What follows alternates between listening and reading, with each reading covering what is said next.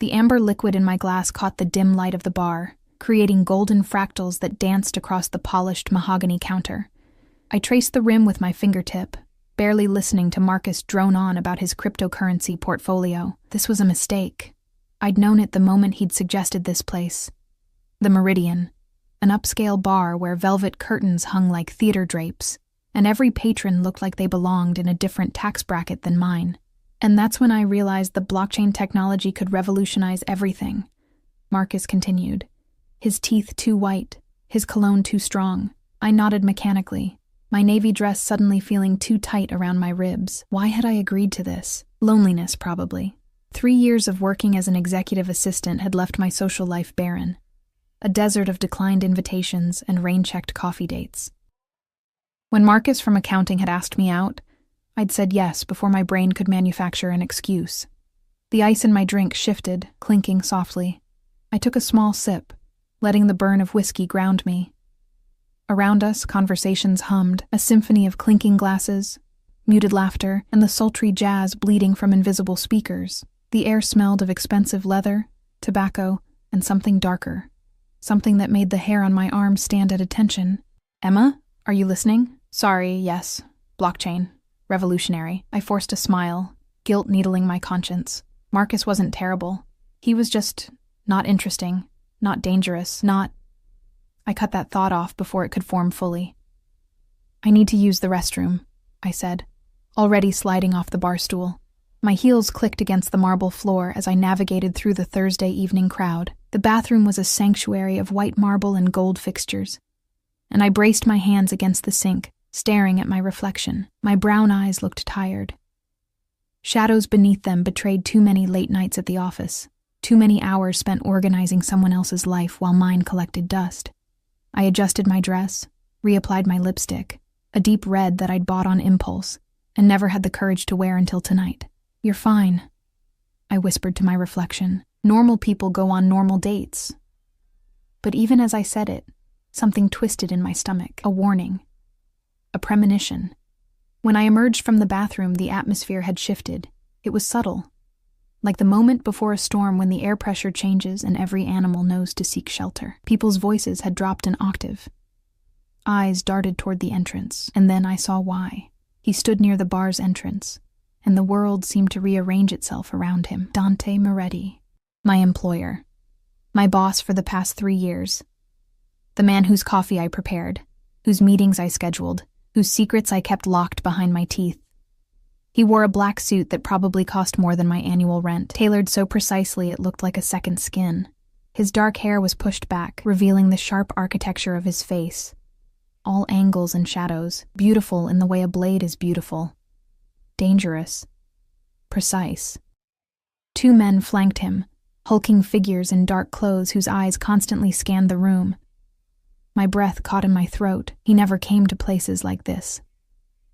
Dante Moretti operated from his office, that fortress of glass and steel on the 52nd floor, or from his estate in the hills. He attended private meetings, exclusive clubs, places where cameras weren't allowed and witnesses didn't talk. So why was he here? His gaze swept across the bar, methodical and thorough. And when those dark eyes landed on me, everything stopped. Time. Breath. Heartbeat. His expression didn't change. It never did. But something flickered in those depths. Something that made my skin prickle with awareness, recognition, possession. And beneath it all, something that looked disturbingly like fury. He moved toward me with predatory grace, his bodyguards creating a path through the crowd without touching anyone. People simply moved, as if their survival instincts recognized what their conscious minds might not, that this was a man who didn't ask for space. He took it. Ms. Reeves. His voice was low, controlled, but I'd worked for him long enough to hear the edge beneath the silk. I didn't expect to find you here. My mouth went dry. Mr. Moretti, this is my night off. So I see. His eyes cut to Marcus, who had appeared at my elbow looking confused and slightly intimidated. Good instincts, Marcus. And who is this? There was no polite way to interpret that question. It was territorial, possessive, the kind of question that had no right answer. Marcus Chen, from accounting. Marcus extended his hand, either brave or oblivious. I know where you work. Dante didn't shake his hand. His attention returned to me, and the weight of it was physical, suffocating. Ms. Reeves, I need to speak with you. Privately. It wasn't a request. I'm actually on a date, I said, surprised by the steadiness in my voice. Somewhere in my chest, something reckless bloomed. 3 years of careful professionalism, of maintaining boundaries, of pretending I didn't notice the way his eyes lingered sometimes. It can wait until tomorrow.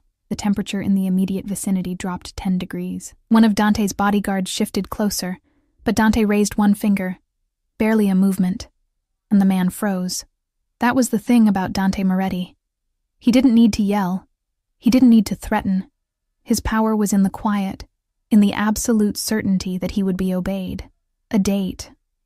He repeated the words like they tasted wrong. His jaw tightened, the only sign of emotion crossing that controlled facade. You went on a date. It wasn't a question. It was an accusation. Yes.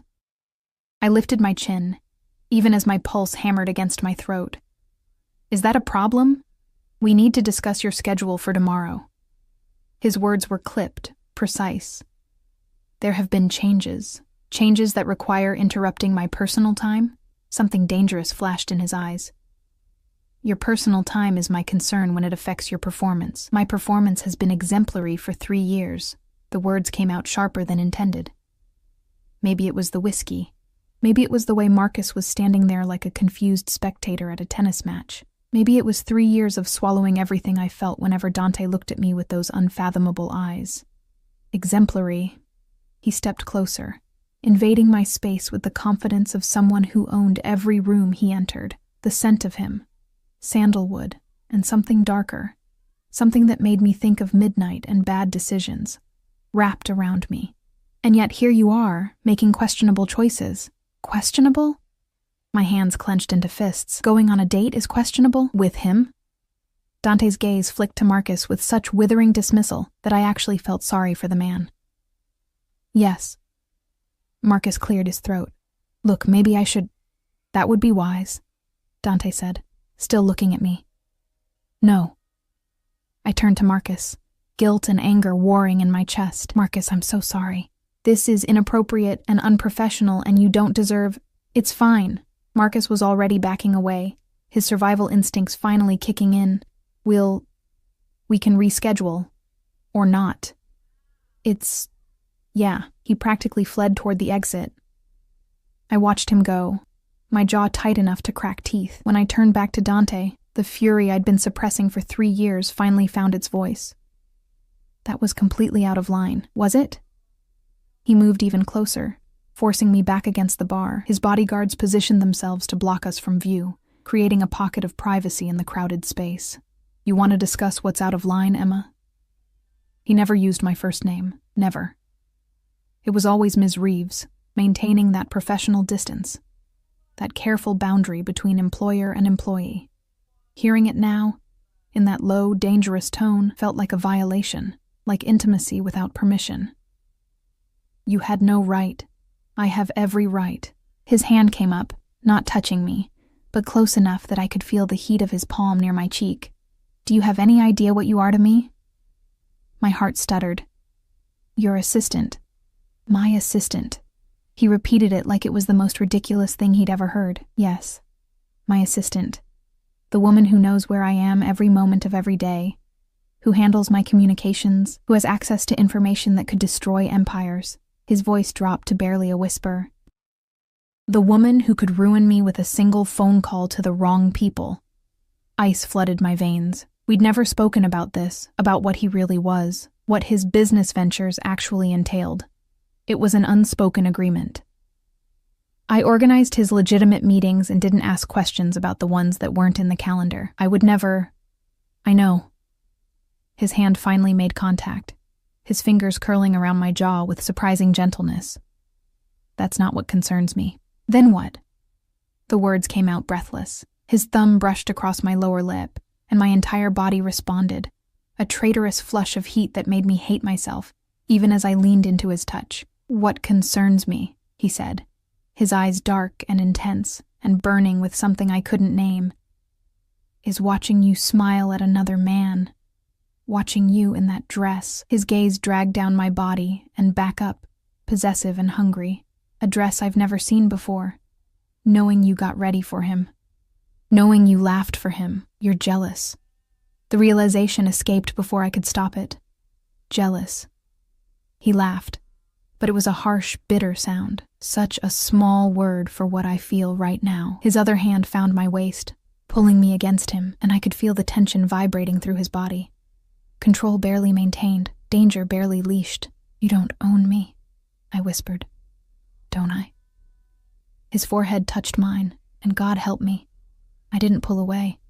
Tell me you don't think about me. Tell me you don't know exactly how I take my coffee because you've memorized everything about me. Tell me you don't hold your breath when I stand too close. I couldn't. I couldn't tell him any of those things because they would be lies. This is wrong, I said instead. Probably. His nose brushed against my cheek, his lips hovering near my ear. But you went on a date, Emma. You let another man look at you, touch you. His grip tightened. That's what's wrong. Dante, Mr. Moretti, one of his bodyguards spoke quietly. We have a situation. The spell broke. Dante stepped back, his expression smoothing into that impenetrable mask he wore like armor.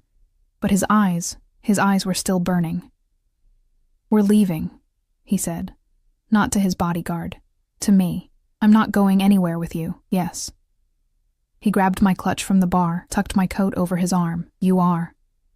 Because in about 30 seconds, some very interested parties are going to walk through that door looking for me. And you, Emma, are the last person who should be anywhere near me when they arrive.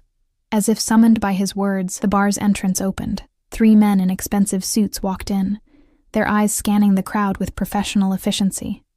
Dante's hand wrapped around my wrist. Not rough, but absolutely unyielding. Come with me now, or I leave you to explain to them why you're here. Your choice. He was already moving, pulling me toward a back exit I hadn't noticed before.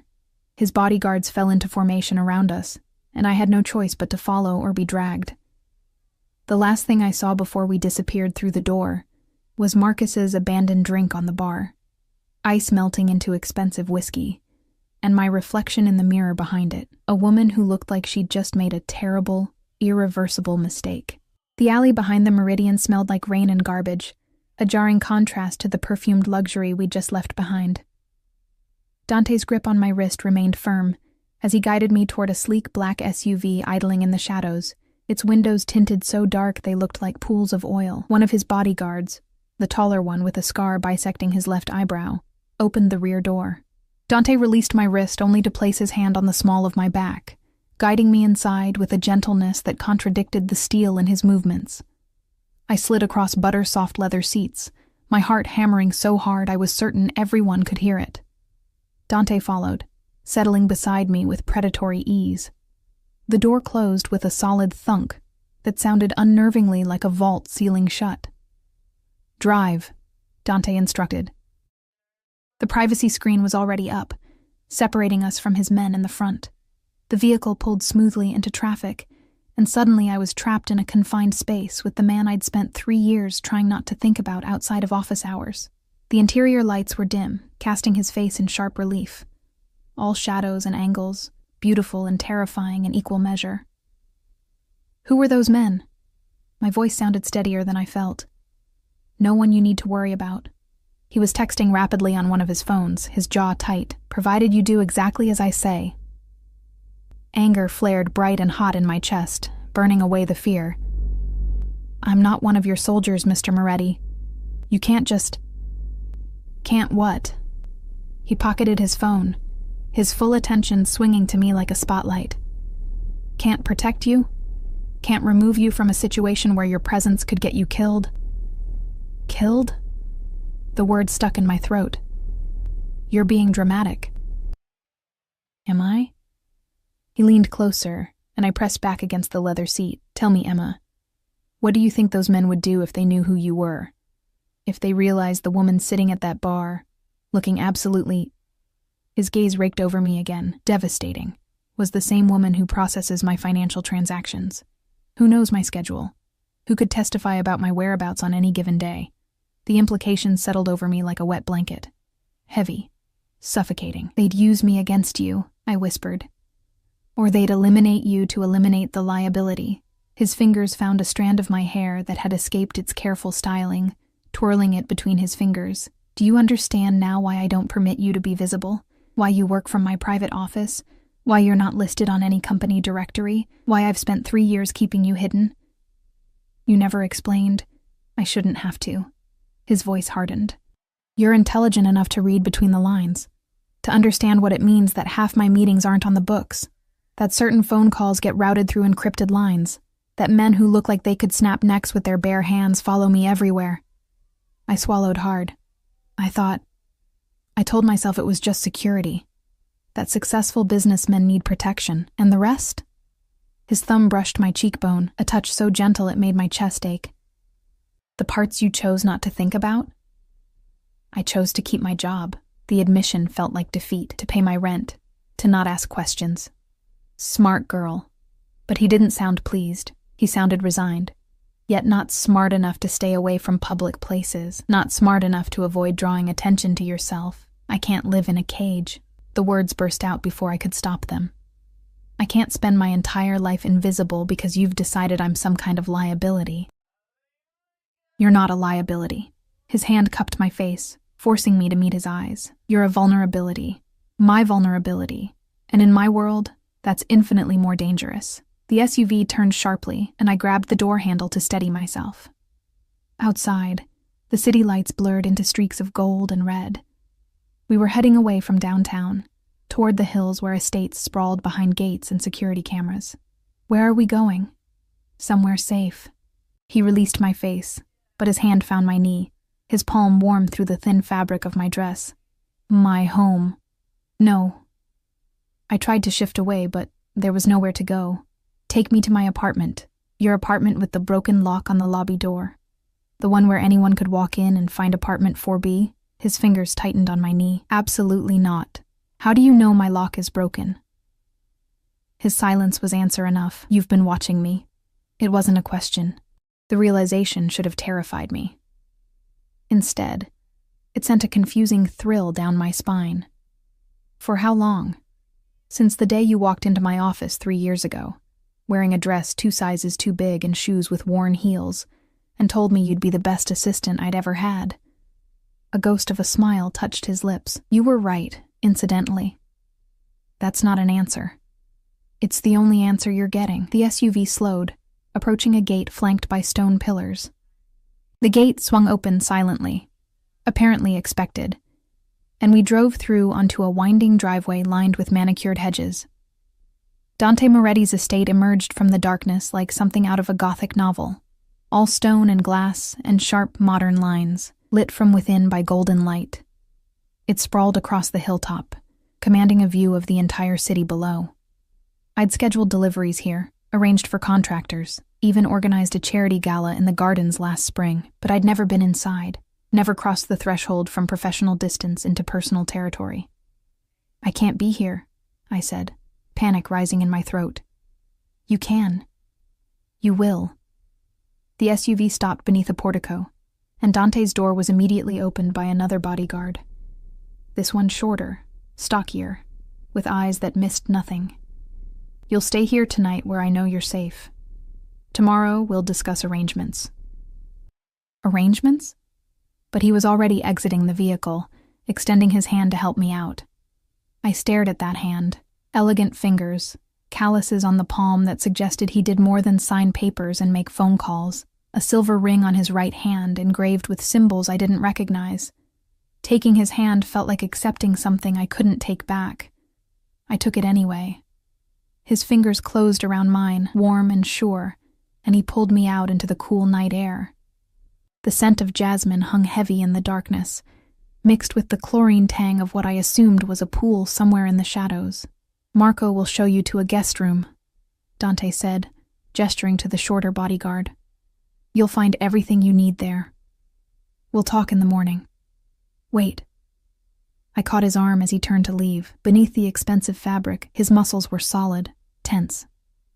You can't just kidnap me and then kidnap? His eyebrows rose. You came willingly. Under duress. Under protection. He covered my hand with his own. There's a difference. Is there? I searched his face for some sign of the man I'd worked alongside for 3 years. The controlled, distant employer who never raised his voice or showed emotion beyond mild disapproval. Because right now, it feels like you're keeping me prisoner. Something shifted in his expression. Softened. He lifted my hand to his lips, pressing a kiss to my knuckles that sent heat racing through my veins. If I wanted to keep you prisoner, Emma, you'd be in my bed right now, not in a guest room with a door that locks from the inside. His breath ghosted across my skin. But I'm trying to be a better man than my instincts want me to be, so go with Marco. Rest. And in the morning, we'll discuss why you felt the need to parade yourself in front of strangers when you know, you've always known, that you belong to me. He released my hand and disappeared into the house before I could form a response. Marco cleared his throat diplomatically. This way, miss.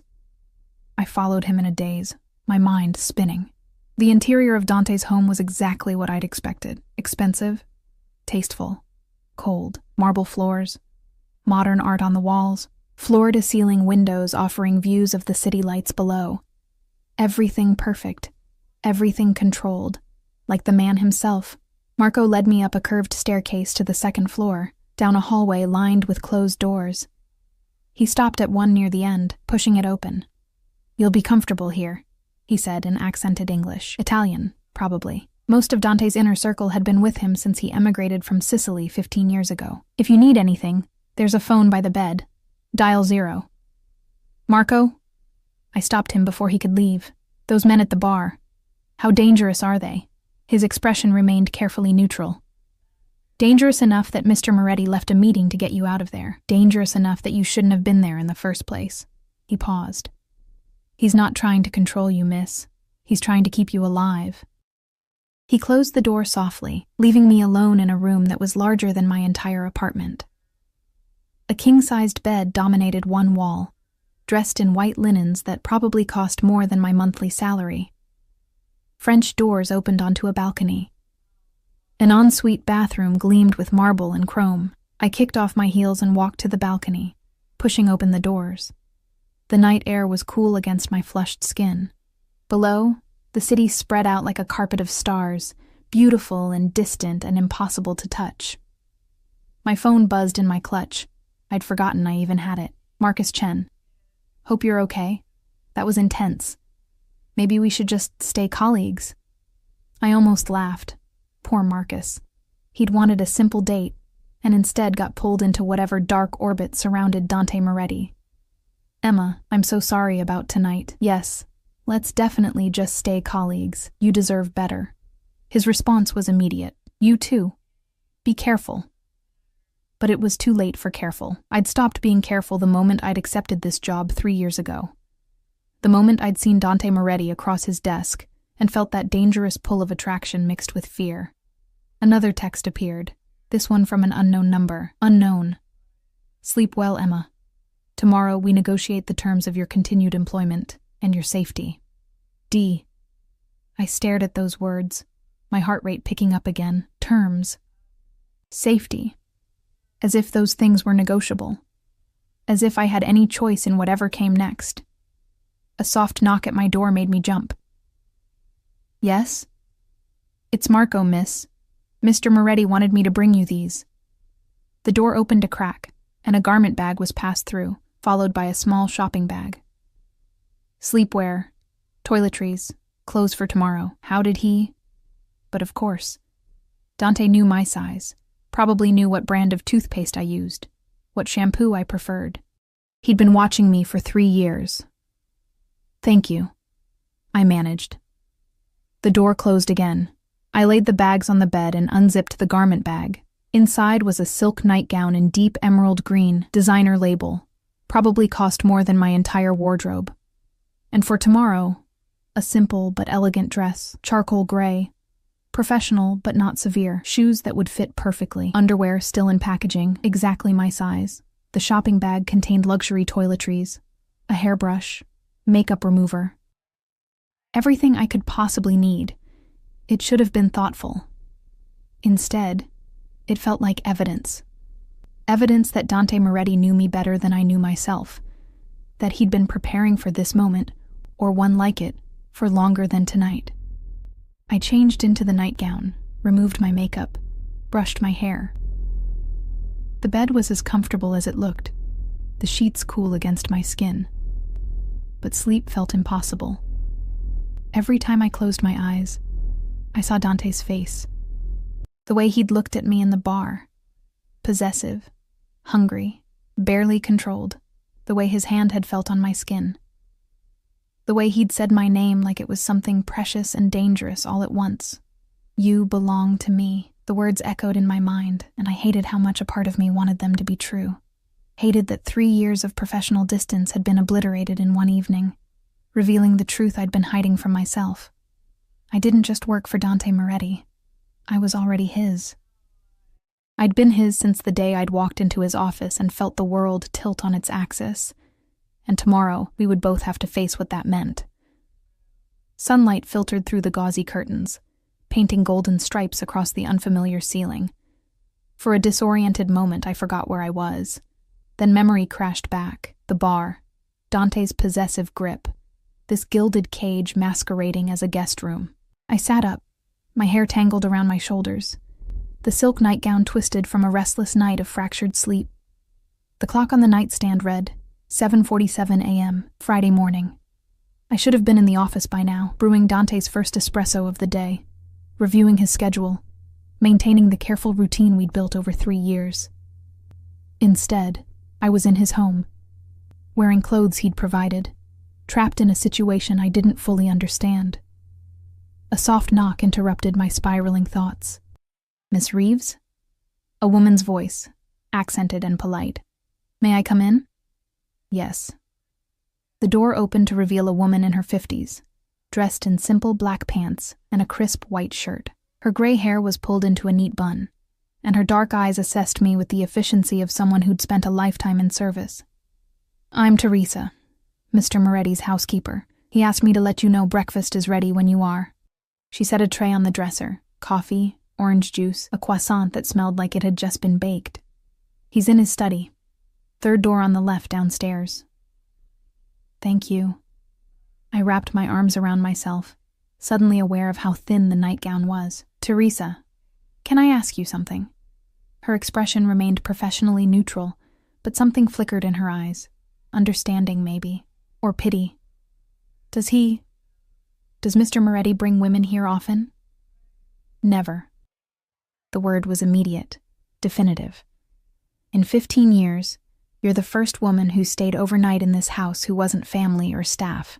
She moved toward the door, then paused. "He's not what people think, miss. He's not easy. But he's not cruel. Whatever he's done, whatever rules he's broken, it's because he believes he's protecting you."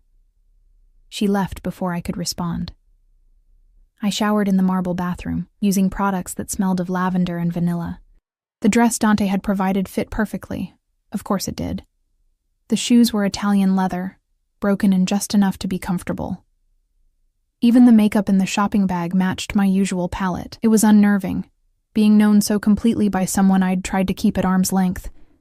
I braided my damp hair over one shoulder and steeled myself. Time to face whatever negotiation Dante had planned. The house was quieter in daylight, but no less imposing.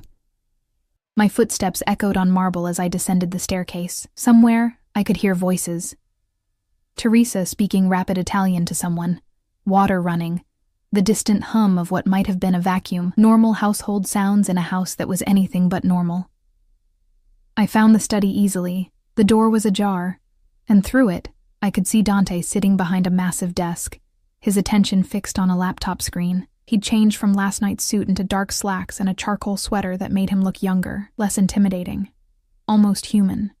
Then he looked up, and those dark eyes pinned me in place, and I remembered exactly what he was.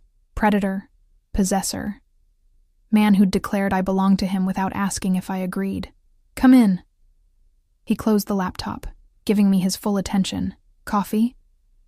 I had some upstairs. I stepped into the study, keeping the desk between us like a barrier. "We need to talk about last night." "I agree." He leaned back in his chair, studying me with an intensity that made my skin prickle, starting with why you felt the need to go on a date with someone completely unsuitable. Heat flooded my cheeks. Marcus is perfectly suitable. He's nice. He's normal. He's boring. Dante stood, rounding the desk with that fluid grace that always made me think of big cats. Dangerous. Beautiful. Deadly. He's beneath you in every possible way. Intelligence. Ambition. Passion. You don't know anything about him. I know he works in accounting. I know he drives a 7-year-old sedan and lives in a studio apartment in a mediocre neighborhood. I know he spent 15 minutes talking about cryptocurrency while you looked like you wanted to die. He stopped in front of me, close enough that I had to tilt my head back to meet his eyes. I know he's nothing like what you actually want. And what do I want? The challenge escaped before I could stop it. His hand came up, fingers threading through my braid, tugging just enough to make me gasp. You want someone who sees you, who knows that you take your coffee with too much cream and you bite your lip when you're concentrating, who notices when you wear a new perfume or stay up too late reading. His thumb traced my lower lip. You want someone who's been watching you for 3 years, memorizing every detail, falling deeper into obsession with each passing day. My breath caught. Dante, you want someone who'll burn the world down before letting anyone hurt you. His forehead touched mine, his voice dropping to a rough whisper. Someone who left a meeting with men who could end my empire because I saw you sitting in a bar with another man and couldn't think of anything except getting you away from him. That's not healthy. No. His laugh was dark, self-deprecating. It's really not. But it's honest, which is more than you've been giving me.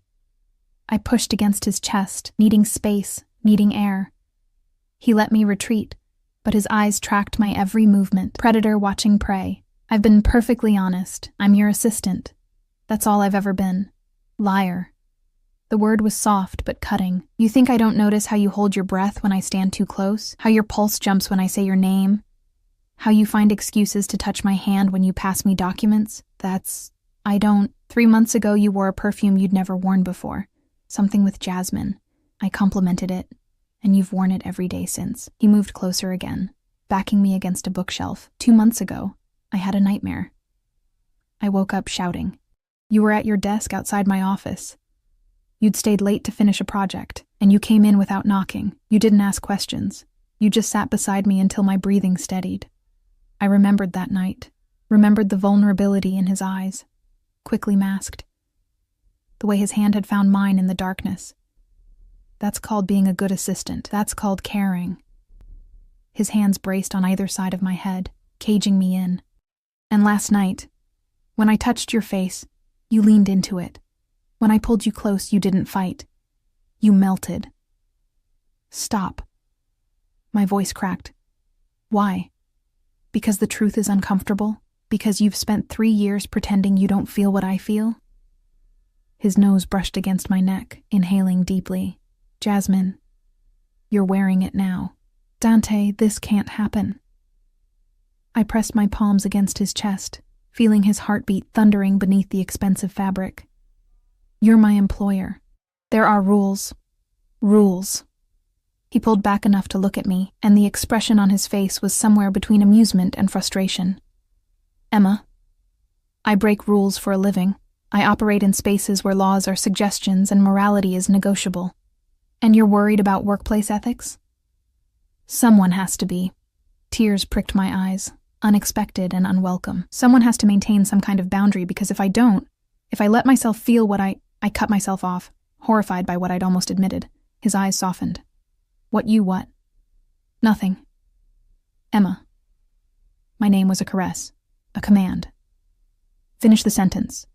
No. Coward. But he said it gently, his thumb catching a tear that had escaped down my cheek. Fine. I'll say it first. I'm in love with you. I have been for longer than I want to admit. And last night, watching you smile at another man, I realized I'm done pretending I can keep you at a distance. The world tilted. You can't be in love with me. Why not? Because...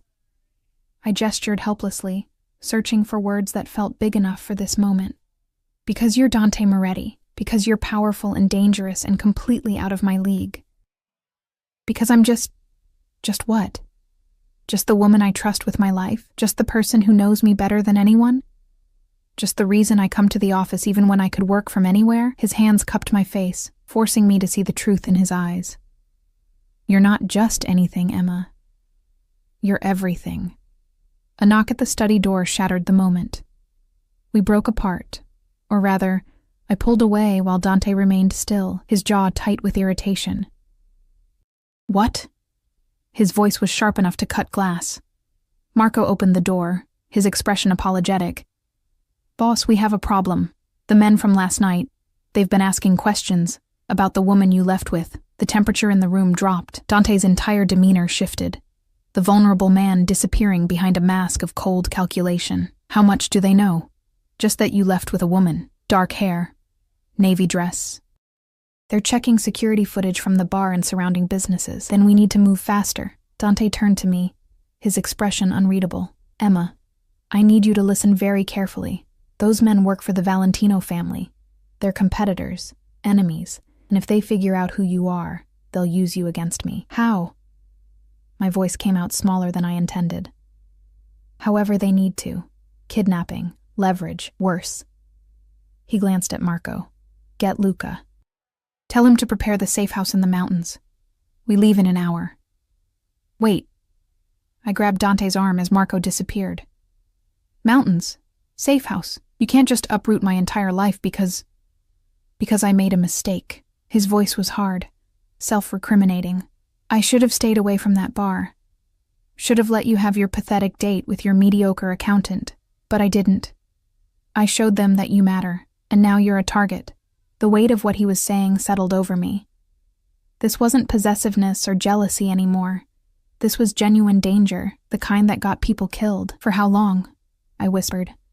Until I can neutralize the threat. He pulled out his phone, already typing. Could be days, could be weeks. I have a life, Dante, an apartment, bills to pay. I can't just vanish. Your rent is paid through the end of the year. Your utilities are on auto pay. Your phone will work anywhere. He didn't look up from his screen. I've been preparing for this possibility since the day you started working for me. You've been... Anger surged, hot and righteous. You arrogant, controlling, yes. He finally met my eyes. All of those things, but also alive, and determined to keep you the same way. His hand found mine, lacing our fingers together. I know you're angry. I know this is unfair, but Emma, I need you to understand something. Those men, they don't negotiate. They don't show mercy. And if they get their hands on you, there's nothing I wouldn't do to get you back, including things that would make you hate me. The raw honesty in his voice stole my breath. What kind of things? The kind we don't talk about in civilized company. His grip tightened. The kind that would confirm every dark suspicion you've ever had about me. The kind that would prove I'm exactly the monster people whisper about. I should have been terrified. Should have been running for the door, calling the police, doing anything except standing there with my hand in his. But fear wasn't what I felt. What I felt was something far more dangerous. Understanding. Okay, I heard myself say. The safe house. We'll go. Surprise flickered across his face. Just like that? Just like that. I squeezed his hand, making a choice I knew I couldn't take back. But Dante, when this is over, when I'm safe and those men aren't a threat anymore, we're going to have a very long conversation about boundaries and consent and what a healthy relationship actually looks like. A real smile crossed his face, transforming him into someone younger, lighter. So there's going to be a relationship? I haven't decided yet, but I was smiling too. Despite everything. Ask me again when we're not running for our lives. He pulled me close, pressing a kiss to my forehead that felt like a promise. Deal. The safe house was a misnomer. It was actually a sprawling cabin nestled in the mountains 3 hours north of the city, surrounded by pine trees and silence so complete it felt like another world. Modern architecture disguised as rustic charm. Floor-to-ceiling windows, exposed beams, a stone fireplace that dominated the main living area. We'd driven in convoy, Dante and me in the back of his SUV, Marco and Luca following in a second vehicle. The journey had been tense, filled with phone calls in Italian that I only partially understood, and long stretches of heavy silence. Now, standing in the main room while late afternoon light slanted through the windows, I felt the reality of my situation crystallize. I was alone with Dante Moretti in the wilderness, with only his bodyguards as witnesses to whatever happened next. "There are 3 bedrooms upstairs," Dante said, shrugging off his jacket. Beneath it, I caught the outline of a shoulder holster, a gun. Of course he carried a gun. "Take whichever you prefer. Marco and Luca will patrol the perimeter and monitor security feeds. We're completely off the grid here." Off the grid meaning no internet? The question came out sharper than intended, my nerves fraying. "Satellite internet. Encrypted. And your phone works, but every call is routed through secure channels." He moved to the kitchen, all stainless steel and black granite, and opened the refrigerator. "Teresa had the place stocked. Are you hungry?" I wasn't. My stomach was twisted in knots, but I nodded anyway, needing something to do with my hands, some way to feel normal in this profoundly abnormal situation. Dante pulled out ingredients with surprising efficiency: fresh pasta, tomatoes, basil, garlic. He moved around the kitchen like he belonged there, rolling up his sleeves to reveal forearms corded with muscle and scattered with scars I'd never seen before. "You cook?" I perched on a bar stool, watching him with fascination. My grandmother insisted all her grandchildren learn. Said a man who couldn't feed himself was useless. A ghost of a smile touched his lips. She had strong opinions about most things. Had? She passed 5 years ago. Heart attack. Quick. She would have wanted it that way. He set a pot of water to boil, then started dicing garlic with practiced precision. "She's the one who raised me after my parents died. Taught me everything important." This was more personal information than Dante had shared in 3 years. I leaned forward, hungry for details, for anything that would help me understand the man behind the impenetrable facade. "How old were you when they died?" 12. The knife moved steadily, rhythmically. "Car accident." Or that's what the police said. My grandmother never believed it. She thought... He stopped, his jaw tightening. She thought it was the Valentino family. Revenge for some business disagreement my father had with them. The same family whose men were at the bar last night. Yes. He scooped the garlic into a pan, added olive oil. The sizzle filled the kitchen, followed by that distinctive aroma that made my mouth water despite my anxiety. My grandmother spent the rest of her life teaching me how to survive in a world where people like the Valentinos existed, how to be harder, smarter, more ruthless. "Is that when you decided to," I gestured vaguely, not sure how to phrase it, "become a criminal?" He added the tomatoes, crushed them with a wooden spoon. "I didn't decide. I inherited. My father's businesses, legitimate and otherwise, his debts, his enemies, his empire." He glanced at me, his eyes dark and unreadable. I was 18, barely out of school, and suddenly responsible for 50 people's livelihoods and a network of operations I didn't fully understand. So I learned. Fast. The pasta went into the boiling water. Dante added basil to the sauce, tasted it, adjusted the seasoning. Every movement was controlled, competent, like everything else he did. "Why are you telling me this?" I asked quietly. "Because you should know who I am. What I am." He turned off the heat, faced me fully. "You should know that I've done things that would horrify you, that I've made choices most people would call monstrous, that the empire I've built is constructed on foundations of violence and fear. Are you trying to scare me away? I'm trying to be honest." He moved closer, bracing his hands on the counter on either side of me. "Because if we're going to do this, whatever this is, you need to know what you're accepting. I'm not a good man, Emma. I'm a man who does bad things for reasons I can justify, but you might not." I reached up, touching the line of his jaw, feeling the scratch of stubble beneath my fingertips. "And if I said I don't care, then I'd call you a liar." But his eyes had darkened with something that looked like hope. Or dangerously naive. "Maybe I'm neither. Maybe I've spent 3 years watching you, seeing how you treat your employees, how you honored your grandmother's memory by funding a community center in her name, how you took care of Teresa's medical bills when her husband got sick." I traced the sharp line of his cheekbone. Maybe I've seen enough to know that you're more complicated than good or bad. His hand covered mine, pressing my palm against his face. You're going to destroy me, or you'll destroy me. Never. The word was fierce, absolute. I'd burn my entire empire to ash before I'd let anything hurt you. He kissed me then, and it wasn't gentle. It was desperate, claiming 3 years of suppressed desire compressed into one moment. His hands tangled in my hair, tilting my head back, and I opened for him, tasting garlic and frustration, and something sweeter underneath. I'd imagined this moment more times than I wanted to admit, late nights alone in my apartment, Dante's voice still echoing in my ears from some phone call or meeting, but imagination hadn't prepared me for the reality, for the way he consumed me, like I was air, and he'd been drowning. When we finally broke apart, both breathing hard, his forehead rested against mine. "The pasta's going to be overcooked," I whispered. "I don't care." But he pulled away, retrieving the pot from the stove with shaking hands. "Actually, I care. My grandmother would haunt me if I ruined perfectly good pasta."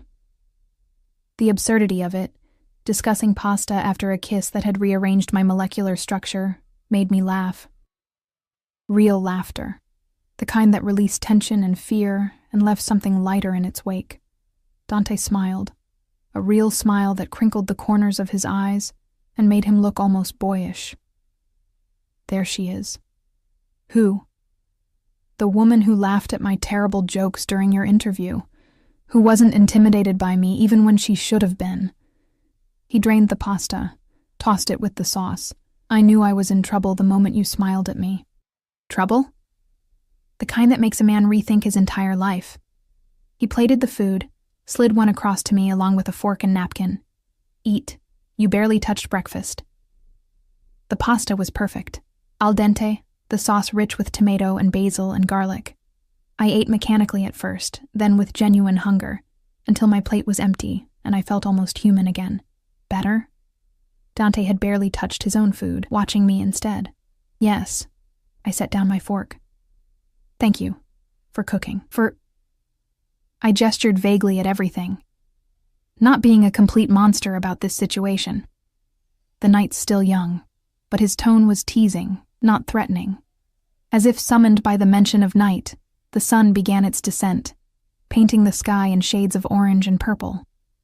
The temperature dropped, and Dante moved to start a fire in the massive fireplace.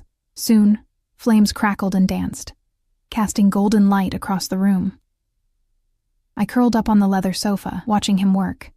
He'd removed his holster, the gun now locked in a safe, he'd told me, and looked almost domestic in his sweater and slacks, tending the fire like this was a normal evening in a normal relationship. Except nothing about this was normal. "What happens next?" I asked when he joined me on the sofa, maintaining a careful distance that felt both respectful and frustrating. "After this threat is dealt with, depends." He stretched his arm along the back of the sofa, his fingers playing with the ends of my hair. "On what you want. I want the truth. All of it." I turned to face him. "I want to know exactly what you do. Who you really are. What being with you would actually mean." He was quiet for a long moment, staring into the fire. When he spoke, his voice was low, measured. "I run a network of operations throughout the city and beyond, some legitimate, real estate, restaurants, import-export, some less so. I move money for people who can't use traditional banking. I provide protection to businesses in certain neighborhoods. I broker deals between parties who can't afford to meet openly." He paused. "And sometimes, when negotiations fail, I authorize actions that solve problems permanently."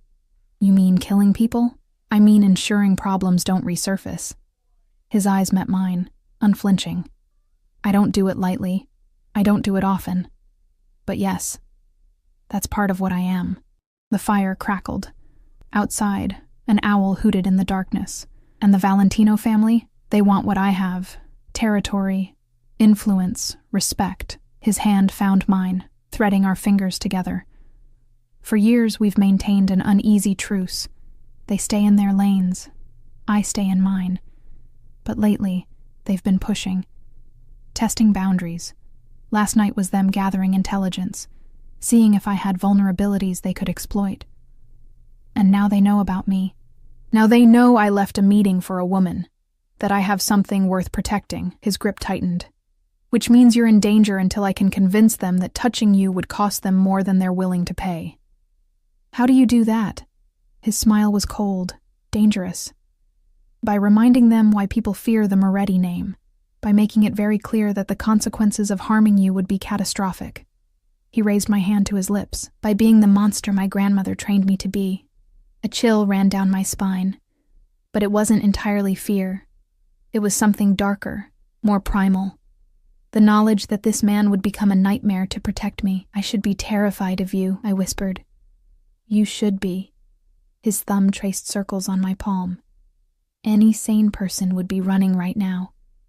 Then maybe I'm not sane. I shifted closer, closing the distance between us, because all I can think about is how much I want you to kiss me again. Emma. My name was a warning and a prayer. If I kiss you again, I'm not going to stop. Then don't stop. Something snapped in him. His control, maybe. Or his resolve to be a gentleman. He pulled me into his lap, his hands gripping my hips as his mouth found mine. This kiss was different from the first. Deeper, hungrier, edged with the promise of what came next. I straddled him, my dress riding up, my hands buried in his hair. He made a sound low in his throat, his fingers digging into my flesh hard enough to leave marks. 3 years, he gasped against my neck. 3 years of watching you, wanting you, telling myself I couldn't have you. You have me now. I pulled back enough to look at him, to see the desire burning in his eyes. If you want me. If. He laughed, the sound rough. Emma, wanting you is the only thing I'm certain of anymore. He stood, lifting me with him like I weighed nothing. I wrapped my legs around his waist as he carried me toward the stairs, his mouth never leaving mine. Tomorrow, we'd deal with threats and danger, and the complicated reality of what we were becoming. Tomorrow I'd ask more questions, demand more answers, figure out how to navigate a relationship with a man who lived in the shadows. But tonight was for burning away 3 years of distance, for crossing every line we'd been too careful to approach, for discovering what it meant to belong to Dante Moretti in every possible way. He laid me on a bed in the master bedroom, his body covering mine, and as his hands began their exploration, I felt the last of my resistance crumble. I'd chosen this. Chosen him. Whatever consequences came next, I would face them, but first, I would have this moment, this night, this man who looked at me like I was worth more than his empire. Mine, he whispered against my skin. Say it. And I did. Morning light filtered through unfamiliar curtains, and I woke wrapped in Dante's arms, his chest warm against my back, his breath steady against my neck. For a moment, I let myself exist in that space between sleep and waking where nothing was complicated, where I was just a woman being held by a man who'd whispered promises against my skin in the darkness. Then reality crept in with the sunrise. I was in a safe house in the mountains. There were men who wanted to use me as leverage against the man currently holding me like I was something precious. My entire life had been upended in less than 48 hours. And despite all of it, despite the danger and the complications and the absolute insanity of the situation, I felt more at peace than I had in 3 years. You're thinking too loud. Dante's voice was rough with sleep, his arms tightening around me. I can feel your brain working. Someone needs to think. I turned in his embrace, finding his dark eyes already focused on me. We can't just hide here forever. I know. His hand came up, brushing hair from my face with a tenderness that made my chest ache. Marco called an hour ago. The Valentinos have been quiet, too quiet. What does that mean? It means they're planning something. He kissed my forehead, then reluctantly released me, sitting up. The morning light painted his bare torso in gold, highlighting old scars I'd traced with my fingers in the darkness, each one a story, each one proof of a life lived on the edge of violence. But it also means we have time. Time to be strategic instead of reactive. I pulled the sheet around myself, suddenly aware of my nakedness in the harsh light of day. Last night had felt inevitable, right? Now, watching Dante transition from lover to strategist, I felt the weight of what we'd done settle over me. What are you planning? A meeting. He reached for his phone on the nightstand, already scrolling through messages. Neutral territory, me and Giovanni Valentino, face to face. That sounds dangerous. It is. He glanced at me, his expression softening. But it's also necessary. I need to make him understand that you're not a viable target, that the cost of touching you is too high. And if he doesn't agree, then we go to war. He said it simply, as if discussing the weather, and I destroy everything he's built until he has nothing left but regrets. The casual violence in his tone should have frightened me. Instead, it made me feel safer than I had in days. This was who Dante Moretti was, a man who would burn the world for the people he loved, and somehow, impossibly, I'd become one of those people. When? I asked. Tomorrow night. Giovanni agreed to meet at the Rossi estate. Don Rossi is old guard, respected by both families. He'll mediate. Dante set down his phone, giving me his full attention. You'll stay here with Marco and Luca. The property is secure. No one knows about it except my most trusted people. I don't like being left behind, and I don't like putting you in unnecessary danger. He moved closer, cupping my face in his hands. Emma, I need you to understand something. What I'm about to do, what I might have to do, it's not something you should witness. It's not the man I want you to see. I've seen enough to know who you are. No. His thumb brushed across my lips. You've seen me in control, civilized. But tomorrow night I might have to be something else. Something that proves I'm willing to do whatever it takes to protect what's mine. The possessiveness in his voice sent a shiver down my spine. Not fear. Something more complicated. Promise me you'll come back. Always.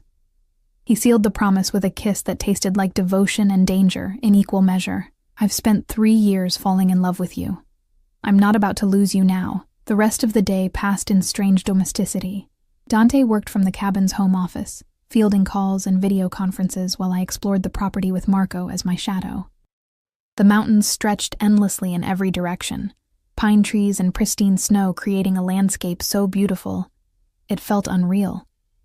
We had lunch together, sandwiches Teresa had packed, eaten on the deck while watching birds flit between branches.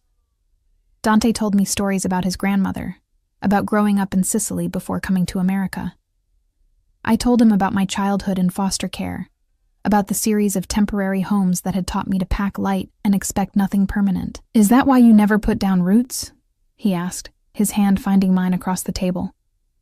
Why your apartment barely has furniture? Why you never talk about long-term plans?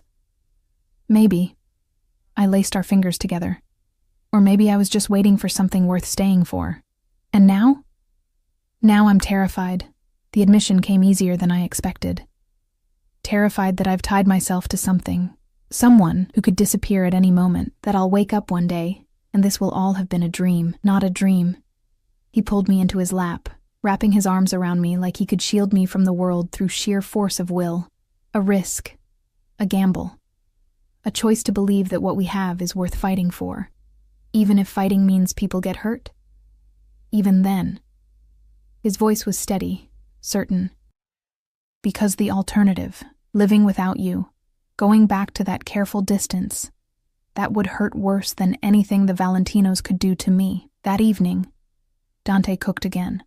This time, I helped, chopping vegetables while he prepared chicken and risotto. We moved around the kitchen like we'd done this 1,000 times, anticipating each other's movements, comfortable in the shared space. You're good at this, I observed, watching him stir the risotto with patient precision. Cooking? Domesticity, being normal. I set down my knife. It's strange seeing you like this, so different from the office.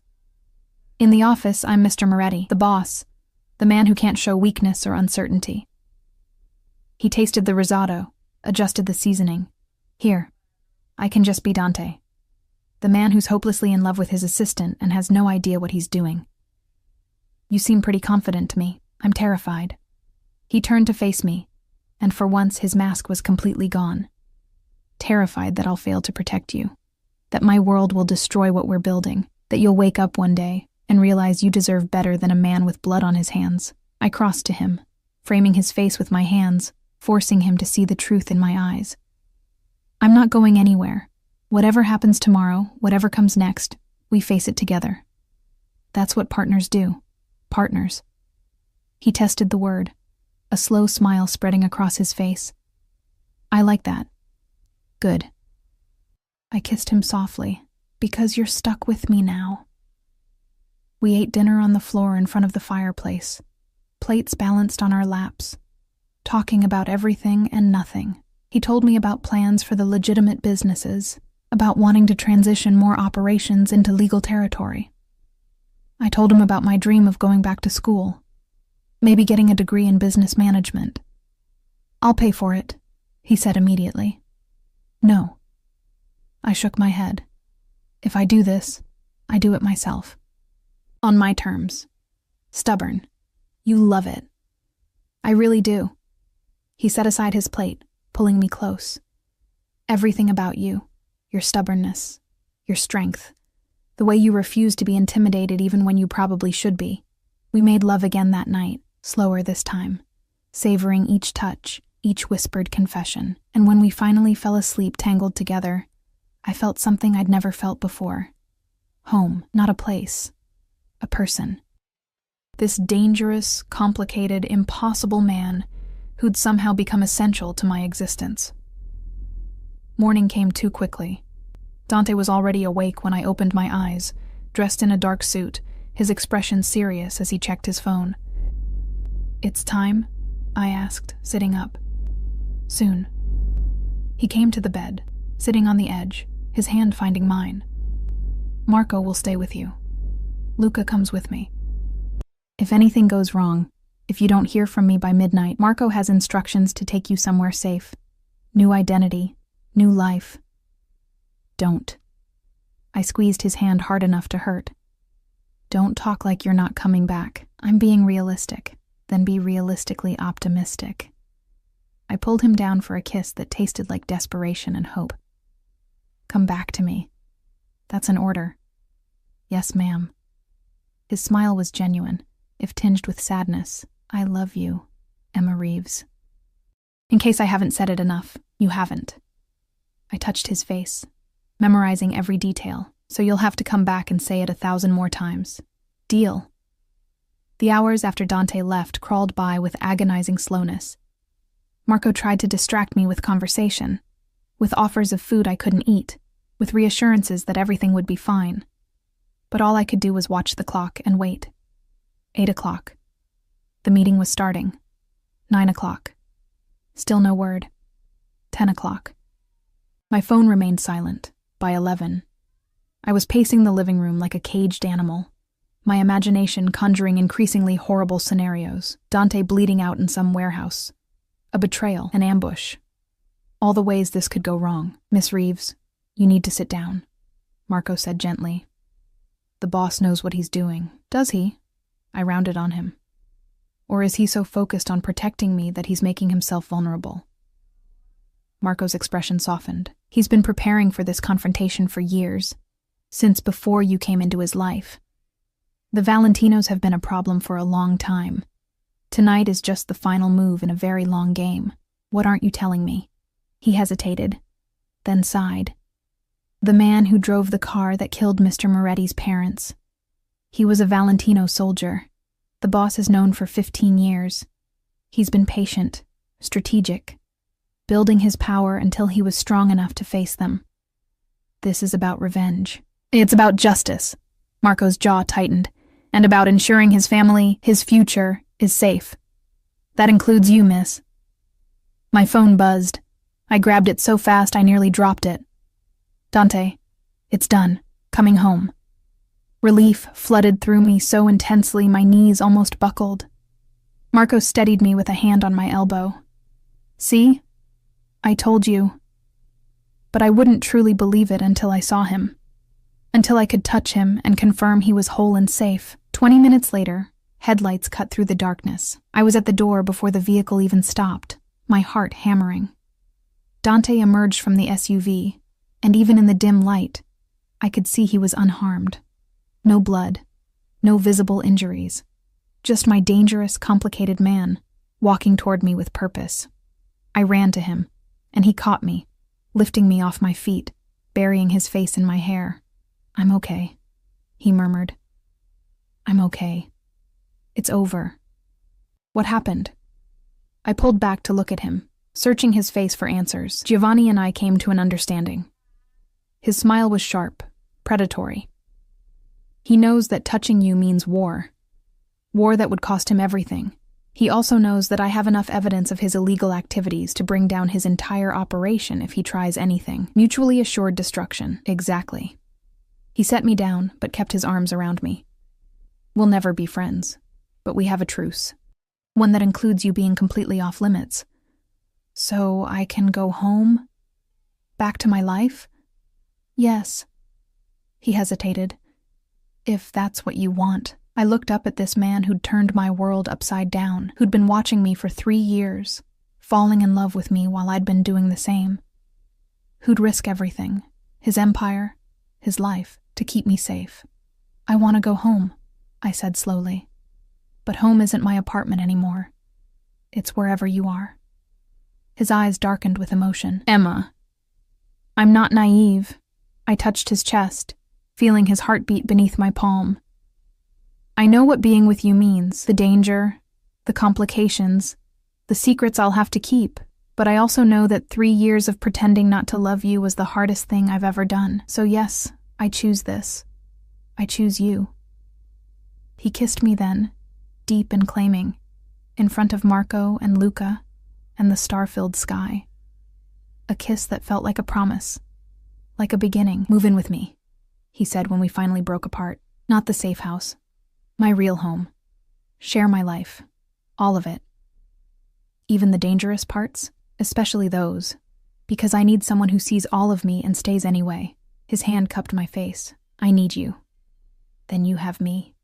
I smiled, feeling something settle into place inside my chest. Something that felt like belonging. "But Dante? We're getting separate offices. I refuse to be one of those couples who can't maintain professional boundaries at work." He laughed, real and unguarded. "Agreed, though I make no promises about what happens after office hours. I wouldn't expect anything less." 6 months later, I stood in Dante's, our, study, reviewing contracts for a new legitimate business venture. The afternoon sun painted golden squares across the Persian rug. Through the window, I could see the city spreading below us, beautiful and dangerous and home. Footsteps behind me, arms wrapping around my waist, lips on my neck. "You're supposed to be in a meeting," I said, leaning back against Dante's chest. "Meeting ended early. Giovanni is surprisingly agreeable these days." His hand splayed across my stomach. "Probably because his daughter is marrying a Moretti. Your cousin is brave, or in love. Sometimes they're the same thing." He turned me in his arms, his dark eyes soft, like someone else I know. Someone who agreed to marry a dangerous man despite all logic. I looked down at the ring on my finger. A simple platinum band with a single perfect diamond. He'd proposed 3 months ago, on the anniversary of the night he'd found me in that bar. The night everything had changed. "I must be crazy," I said, echoing words I'd spoken before.